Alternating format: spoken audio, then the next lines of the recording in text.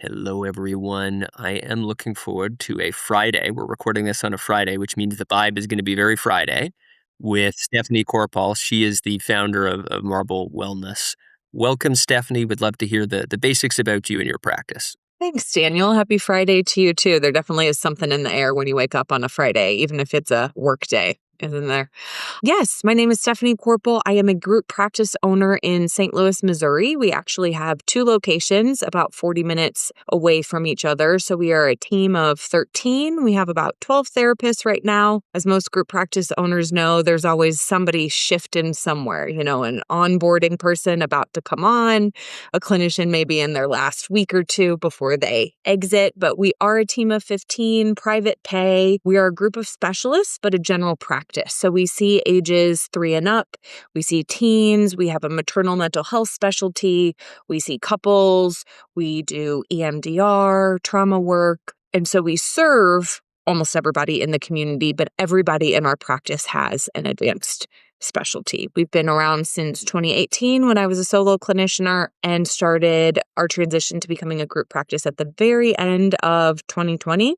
And another interesting asterisk next to how our business runs is that I am a remote owner to an in-person team. So I actually live in Chicago and my whole team is in St. Louis. So that was a very interesting hurdle and challenge to navigate when we were first getting off the ground, though it certainly has less of an impact now. That is some very good raw material to dig into. There's a few different avenues to dig into, but I think I'll start with you talk about how each of your practitioners has some kind of advanced specialization.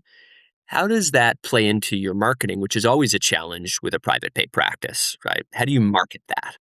It's actually really hard because coming up with a newsletter approach, even, email marketing or how we choose our blog strategy. We have to look at so many different factors and you have to look, ahead of the game, and you're also evaluating who needs clients, but what seasonal impacts you're absorbing right now. And so what we really try to emphasize is that if you call us, we will figure out who to partner with. So we do like to use a lot of words like a boutique therapy experience. We do have specialists, even if your needs feel general, and we'll help you take it from there to what specialty makes sense for you. But people really, consumers are getting not necessarily, they've always been smart, but they are more educated on what to look for in therapy. And so I think it makes sense that we already have specialties because you even get people on the phone asking for what trainings people have. They're using things like, do you have a Gottman couples therapist? Do you have someone that does EMDR? Do you have a registered play therapist? And so it's almost now something that people are bringing to us as a question and not even something we have to go out and educate the community on all the time. So if I'm hearing correctly, it sounds like you're mostly marketing Marble rather than individual clinicians. However, customers will pick Marble and then request often someone with a specific skill set. Yes, it kind of depends on what marketing channel you're talking about. As a private pay practice, we work Google Ads a certain way. We work our specialty pages on our website a certain way. We do social media a certain way. We do email newsletter marketing a certain way. And so some of them we may be more forward about the specialty from the beginning, and others we're just talking to what are the common problems you're experiencing? What's the pain point you're experiencing? And then we'll get to the point that we have a specialist at the practice who can help with that. So you're really building a whole ecosystem. For sure, we have to. How would you describe, and I've been to your website, so having done that, maybe let me ask, what is sort of the central brand message that your ecosystem is conveying to a potential customer? Because we are private pay, I think people want more from a private pay clinician because they're evaluating value differently. And I don't mean that people want less from insurance-based practitioners at all. That is not at all what I'm saying. However, once anybody gets connected to a therapist and there's enough of a connection that you keep going, you don't want to switch. Nobody wants to start over. People like that their therapist knows them. But if it is a $20 copay every time, it's probably often like, this is working well enough.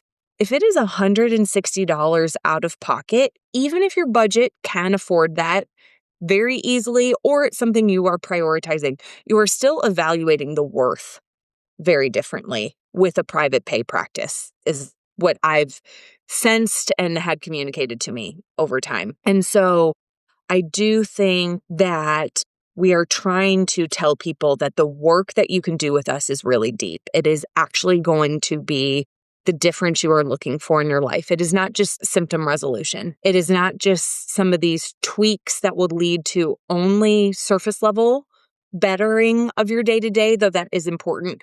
But it's really, people long to know themselves better and how to get out of their own way. And so many people realize there's something, I can't get over this habit. I can't break this pattern that keeps coming up and is leading to friction in my relationships or friction in my functioning. I know I can thrive, but why am I not thriving? And so what we try to say is we can help you get there. We can help you do that deep work. And so I think we do try to aim for that in our newsletters, in our blogs, in how we talk to people on the phone when they call looking for a therapist. I think you have to be in business sustainably as a private pay practice. You have to convey value. You have to convey confidence that, hey, if you're ready for deep work, you can come and get it here. And that's part of why I've seen a lot of private pay practices that break this cycle that you see more often in the insurance world of you're going to be in therapy forever, right? Uh-huh. You can be a client for 10 years. It's pretty rare that someone's going to be a private pay client for 10 years with the same therapist and just repeat, rinse, repeat, right? Yeah. It's not uncommon for us to have people in therapy long, but they get to those maintenance sessions, so people will come for maybe a year or 2 years at a very regular pace because they are getting that deep work done, and it's hard, but it feels good, like a really good workout, that you are straining against your limitations, but you also recognize all of the benefits that are coming from that. I think a lot of our clients that do commit to that deep work are experiencing that same thing, but then they get to the point that monthly or 6 weeks for between appointments is really good because we do have a lot of long-standing clients, certainly not more than half by any stretch, but we do the kind of work where then people do come back because they want a new tweak or a check-in on this thing, but they already have made that very significant transition to a new way of functioning. I think that's a fantastic segue to another subject we decided we would talk about before hitting record, which is retaining patients in practice in a private pay setting. Tell me about your approach there. Yeah, so we recognized a couple years ago, I would print out all of these reports and I would have to cross-check, our inquiry log with appointment reports from our EHR and things like that. And I would sit down and count up number of sessions that clients would attend, total them, look at cancellation trends, and then look at that for each therapist. And it was really illuminating as to why, oh my gosh, we have all of these calls and our conversion rate is so high. So this isn't a marketing problem and this isn't an intake coordinator problem. Why do we not have the session count that we need to? Why is our gross revenue not seeming to add up with how successful our marketing is? And we realized that a lot of times that there's leaks in retention, client retention. And so what we do at our practice, we have designed a 12-week series on retention training that every new clinician gets from their second week with us. And that's regardless of if they are a new graduate or they've been in the field for 15 years. Because we've especially noticed that even if you've been in the field for 15 years, 16 years, if you're new to a private practice, there's still a lot that you have to learn. There's money mindset you have to adjust to. There's an understanding of how clients come in, evaluating your services, and you just kind of have to frame things out differently. Now, I think there's a lot of just general foundation to how you frame things out, regardless of type of practice you're in, not only insurance-based or private pay, but also community mental health, all of that. But just, so we work really hard on this is what a first session should feel like. This is how it should be summarized at the end. This is how you start session 2, session 3. By session 4 and 5, this is what you should be getting into, and helping clinicians really understand sessions 1 through 4 in a certain way, and then sessions 5 through 8 in another way. And then, of course, helping them continue to do that deep work. So we train really hard on that. But then we also have a whole retention improvement plan that gets activated if we notice people still struggling to retain clients. And that may include that we have clients sign off on permission to record sessions. So a supervisor can listen to the clinician session and see what's going on. We may have them sit in with a clinician who has really strong retention because, unfortunately, our master's training programs don't do a ton of that really live learning. And sometimes you can only learn so much without seeing what good looks like. And so we just like to expose people to that. But we take retention very seriously. Most clients spend 6 months in the pre-contemplation phase before they'll even reach out to start. So I feel so connected to making sure that effort isn't squandered by clinicians then not knowing how to take care of those first couple of sessions. Because if they're lost in those initial sessions, I don't remember the statistic, but it's really high that a client will never go back to therapy at all if that doesn't go well at the beginning. This work is too important for those sessions to not go well. And I think those sessions are pretty easy to train how to do well. Can hear the conviction in your voice as you say that.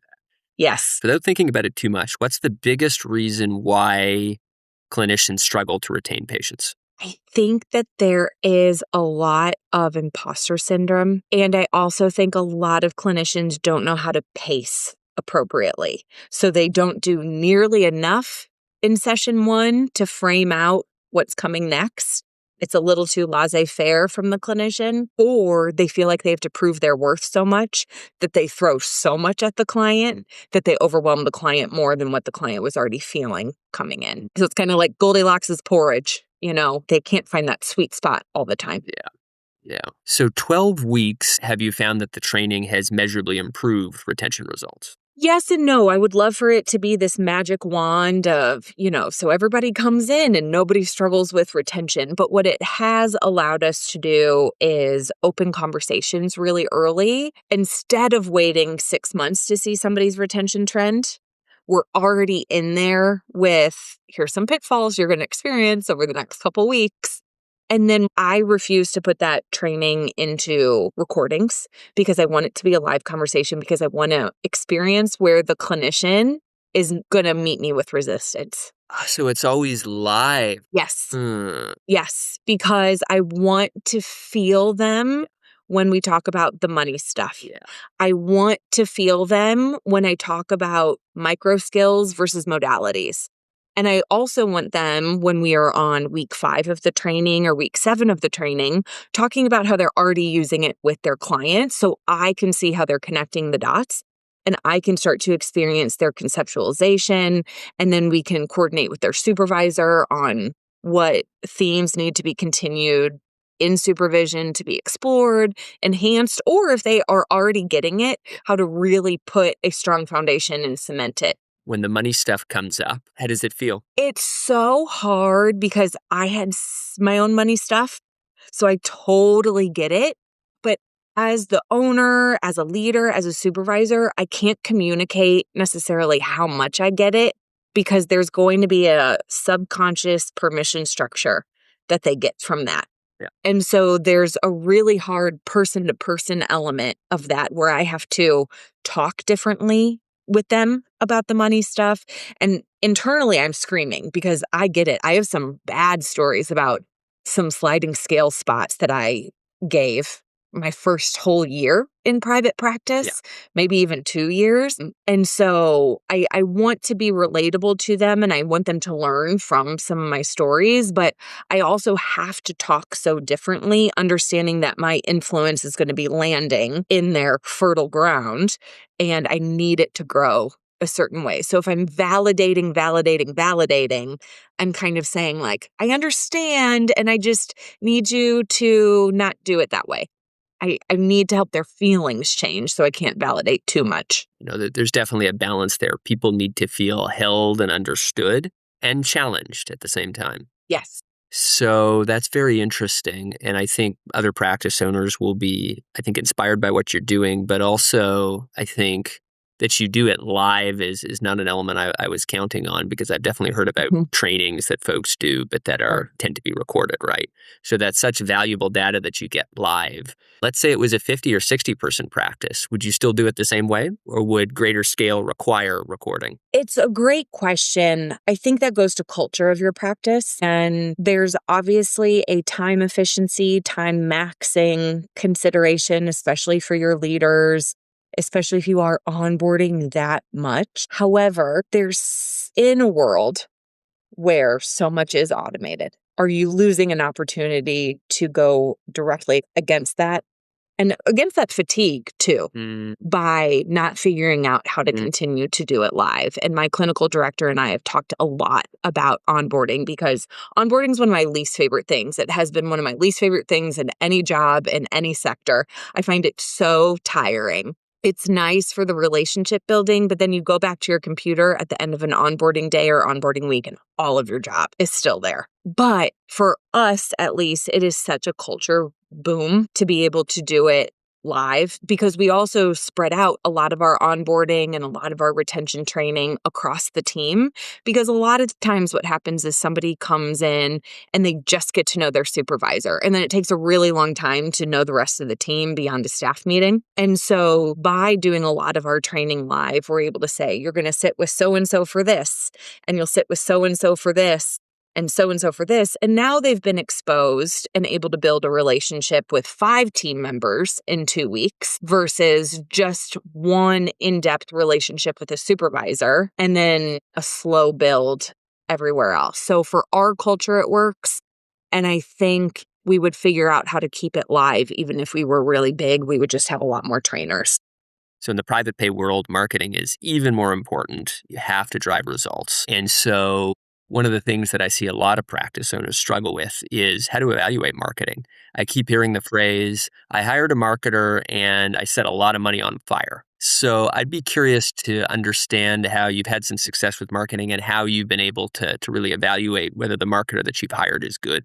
I think there are 2 avenues here that are really important. One is something else that we've touched on before we hit record, which is I do think group practice owners need to come a little bit more around to the idea of it takes money to make money. You have to spend money to get people to even know you exist.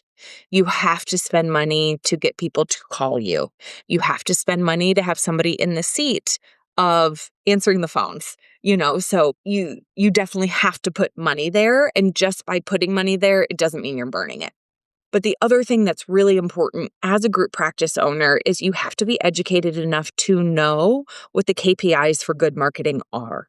So you have to remain educated enough on what are good Google Analytic returns, right? So this is for the size of your practice and for the area of the country you're in.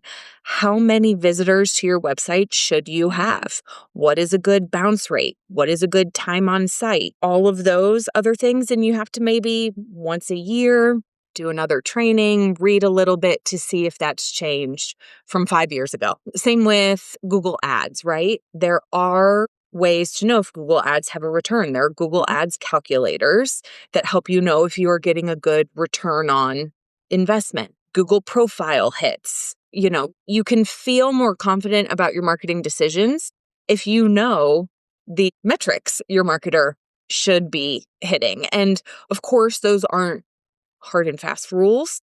Of course, there are ranges, but I think not enough people also know how many calls should I be getting per therapist in my practice. If you don't even know that number, it is hard to gauge marketing. So from my understanding, and I think this is updated enough, you should have between 8 to 12 calls per month per therapist.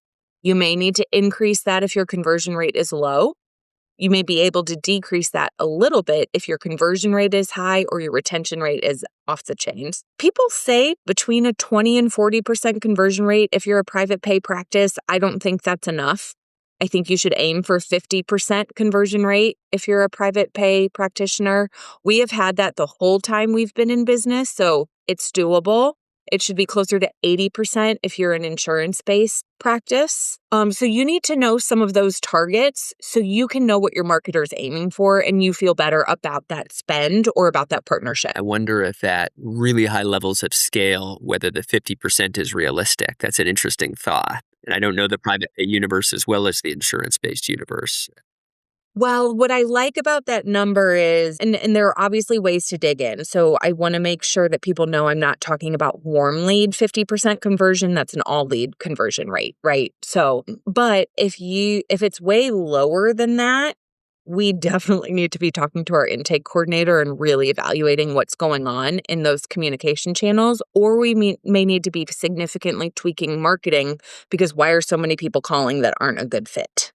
100%. What I'm curious about is how you got up to speed. So I agree with you. It's important for practice owners, especially private pay, to get up to speed.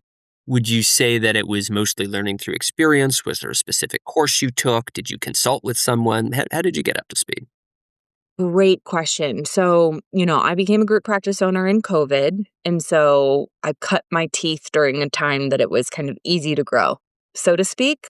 But I also cut my teeth during a time that everybody was looking for community. And I was very fortunate to land in a lot of different groups.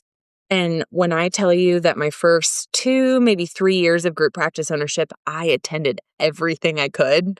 I'm not joking. I would show up to the free webinars about insurance-based practices just so I knew what was going on in the landscape and I could think about how that would impact private pay practices. And because I was in those groups, I made really good relationships with colleagues who are now really good friends. And so now I still have the support, I still have the insight, I still have the people to bounce ideas off of because I made those relationships. And what was also beneficial about those relationships is that there's so much shared resourcing that goes on there, which is both, hey, here's who redesigned my website. They were awesome.